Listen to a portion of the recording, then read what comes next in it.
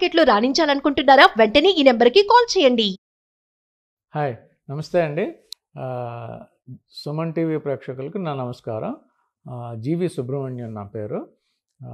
Small case మీద నేను online investment అడ్వైజరీలో research అనలిస్ట్గా నా స్టాక్ రికమెండేషన్స్ పబ్లిష్ చేస్తూ ఉంటాను. జీవీఎస్ఆర్ వెల్త్ అనేది నా ఫర్మ్ పేరు. GVSRwealth.smallcase.com అనేది నా website. So with that background ఈరోజు నేను మీకు ఈ మార్కెట్స్ సమ్మరీ కొంచెం డీటెయిల్గా చెప్తాను. చాలామంది చూస్తూనే ఉన్నారు, మార్కెట్స్ పెరుగుతూ ఉన్నాయి, పడుతున్నాయి. ఇట్స్ లైక్ టేబుల్ టెన్నిస్ లాగా బ్యాక్ అండ్ ఫోర్త్ వెళ్తున్నాయి. So where are markets today? ఈ మార్కెట్ ప్రెడిక్షన్ కంటే కూడా మార్కెట్స్ ఇప్పుడు ఎక్కడ ఉన్నాయి అనేది తెలుసుకోవడం చాలా ముఖ్యం. తర్వాత అవి ఆ ట్రేడింగ్ ఆపర్చునిటీస్ పెరగటం పడటం అనేది అది సెకండరీ. ఎక్కడ మనకి అవకాశాలు ఉన్నాయి, ఎక్కడ ఇన్వెస్ట్ చేయాలి అని తెలుసుకునే ముందు మార్కెట్స్ ఇప్పుడు ఎక్కడ ఉన్నాయి అంటే వాటి లోతు ఎంత, ప్రస్తుతానికి లోతు ఎంత అనేది మనకి తెలియటం చాలా ముఖ్యం. నేను మీకు ఇంతకుముందు చాలాసార్లు చెప్పినట్టుగానే మార్కెట్ అనేది ఫస్ట్ లార్జ్ క్యాప్ అంటే పెద్ద కంపెనీలో కలిపి నిఫ్టీ 50 అనేది ఒక ఇండెక్స్. అది నేషనల్ స్టాక్ ఎక్స్చేంజ్ వాళ్ళు ప్రమోట్ చేసిన ఇండెక్స్ నిఫ్టీ 50. అలాగే mid cap Nifty mid cap 100 అదొక మిడ్ క్యాప్ ఇండెక్స్. అలాగే బిఎస్సి స్మాల్ క్యాప్ అదొక ఇండెక్స్. సో స్మాల్ క్యాప్లో స్మాల్ కంపెనీస్ ఉంటాయి, మిడ్ క్యాప్లో మిడ్ సైజ్ ఉంటాయి, లార్జ్ క్యాప్లో లార్జ్ కంపెనీస్ ఉంటాయి. వీటికి ముఖ్యంగా ఇప్పుడు ఏవి కాస్ట్లీ ఉన్నాయి అనేది తెలియటానికి ఇండెక్స్ అనేది ఒక మిర్రర్ లాంటిది. ఇండెక్స్కి ప్రైస్ ఎర్నింగ్స్ మల్టిపుల్ అని ఉంటుంది. మీకు ఇంతకుముందు చెప్పినట్టుగానే ఇప్పుడు నిఫ్టీ 50లో 50 లార్జ్ క్యాప్ స్టాక్స్ ఉంటాయి. ఒక్కొక్క స్టాక్కి ఒక్కొక్క ప్రైస్ ఎర్నింగ్స్ మల్టిపుల్ ఉంటుంది. ప్రైస్ ఎర్నింగ్స్ మల్టిపుల్ అంటే జస్ట్ రీక్యాప్ చేసుకోవడానికి చెప్తున్నాను మీకు.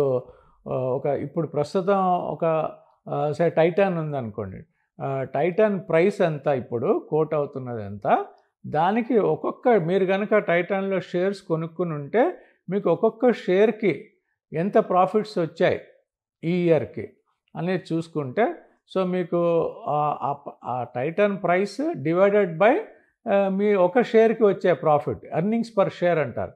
So price divided by earnings per share is price earnings multiple. So అలా టైటాన్ పిఈ చూసుకుంటే ఇప్పుడు 85 ఉంది. సో అట్లా మీకు ఇండెక్స్కి ఒక అద్దం లాంటిది. ఆ మిర్రర్ మనకి ఇండెక్స్ ప్రైస్ ఎర్నింగ్స్ మల్టిపుల్ ఎంత అనేది కంపల్సరీగా ఒక అవగాహన ఉండటం చాలా మంచిది. దానివల్ల ఇన్వెస్ట్మెంట్ డెసిషన్ తీసుకోలేము, కాకపోతే అది థర్మామీటర్ లాంటిది. జ్వరం ఉందా లేదా అని తెలుస్తుంది, కానీ ఒక గేజ్ లాంటిది అది.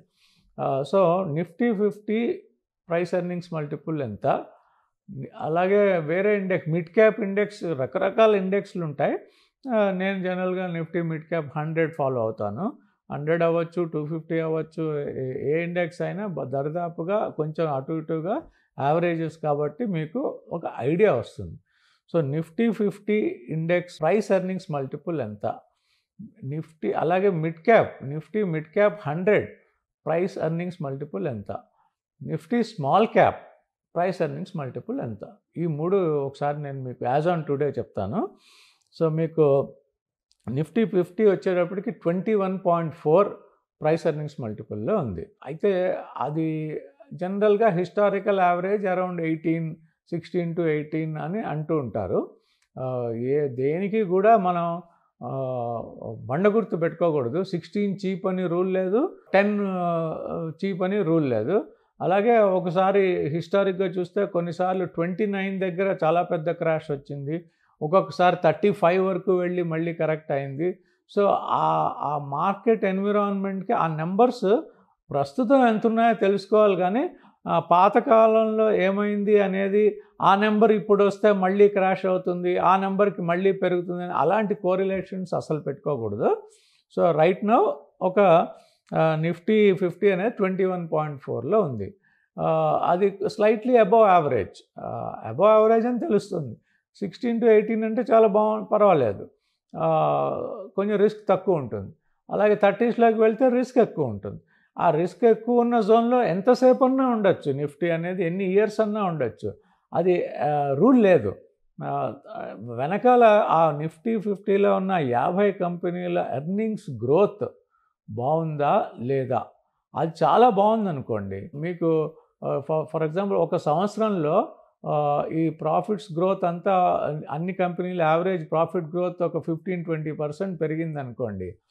ప్రాఫిట్స్ పెరిగి మీకు నిఫ్టీ 50 కూడా 15-20% పెరిగితే మీకు నిఫ్టీ అదే నెంబర్ మీద ఎంతకాలమైనా ఉండొచ్చు అలా. సో అలా మనకి అది ఎప్పుడో ఫ్యాటీగ్ వచ్చి ఎప్పుడో కరెక్షన్స్ వచ్చి మళ్ళీ ముందుకు వెళ్తూ ఉండే అదొక బిహేవియర్, అది ఇండెక్స్ బిహేవియర్ అది. So 21.4 is okay. కానీ అన్ని స్టాక్స్ ఓకే కాదు. అందులో నిఫ్టీ 50లో మీకు ఫార్మా ఉంటుంది, ఐటీ ఉంటుంది, ఎఫ్ఎంసీజీ ఉంటుంది, బ్యాంకింగ్ సెక్టర్ ఉంది, BFSI, chemicals, oil and gas అన్నీ ఉన్నాయి. కాబట్టి వీటన్నిటి క్లాస్ యావరేజ్ మీకు 21. అందులో అంటే యావరేజ్ 21 అంటే కొన్ని యావరేజ్ కంటే తక్కువ ఉంటాయి, కొన్ని యావరేజ్ కంటే ఎక్కువ ఉంటాయి. ఆ యావరేజ్ కంటే ఎక్కువ ఉన్నవి కొన్ని చాలా ఎక్కువ ఉన్నాయి. ఫర్ ఎగ్జాంపుల్ ఇందాక నేను చెప్పినట్టుగా టైటాన్ 85 పిఏ అంటే అసలు ఆ పిఈ ఇంటర్ప్రిటేషన్ ఏంటంటే ఒక 85 పిఈ, దాని అర్థం ఏంటంటే ప్రైస్ ఎర్నింగ్స్ మల్టిపుల్. ఇప్పుడు ఈ ఇయర్ వచ్చిన ప్రాఫిట్స్కి 85 రెట్లు ప్రాఫిట్ ఆల్రెడీ ప్రైస్లో ఉంది. అంటే మీరు ఆ షేర్ కనుక ఈరోజు కొనుక్కుంటే మీకు నెక్స్ట్ 85 ఇయర్స్ ప్రాఫిట్స్, అంటే ప్రాఫిట్ గ్రోత్ లేకుండా ఇప్పుడు ఇచ్చిన ప్రాఫిటే ఎవ్రీ ఇయర్ ఇస్తూ పోతే టైటాన్ కంపెనీ మీకు మీరు పెట్టిన డబ్బు, ఇప్పుడేమో అవుట్ఫ్లో మీరు ఇచ్చేది, మీరు పెట్టిన డబ్బు మీకు రావడానికి 85 సంవత్సరాలు పడుతుంది. టైం వాల్యూలో మనీలో తీసుకుంటే అసలు మీకు ఎప్పటికీ రాదు. సో అందుకని లో పిఈ స్టాక్స్ కొనుక్కోవాలి జనరల్గా. ఇప్పుడు 5 ఏళ్ళలో 10 ఏళ్ళలో 15 ఏళ్ళలో అనుకోండి, మీకు 15 సంవత్సరాలు పట్టదు. ఎందుకంటే ఎర్నింగ్స్ గ్రోత్ కూడా బాగా పెరుగుతూ పోతే మీకు 5-6 ఏళ్లలో ప్రాఫిట్ రావచ్చు అక్కడి నుంచి లాంగ్ టర్మ్లో. సో అందుకని గ్రోత్ స్టాక్స్లో పెట్టి లో పిఈ స్టాక్స్లో కొనటం, ఎంత లో, హౌ లో ఈజ్ లో అనేది ఎవరు చెప్పలేరు. అది ఒక్కొక్క స్టాక్కి ఒక్కొక్క స్టోరీ ఉంటుంది. కానీ బేసిక్ ఇన్వెస్ట్మెంట్ ఫిలాసఫీలో మిగతా అసెట్ క్లాసెస్ కొంటున్నట్టే తక్కువలో కొని ఆర్ ఫెయిర్ ప్రైస్లో కొని, తక్కువలో చౌకగా మంచి, ఇప్పుడు మీరు బంజారా హిల్స్లో తక్కువలో కొనలేరు, కానీ రీజనబుల్ ప్రైస్లో ఉంటే కొనగలుగుతారు ఇల్లు.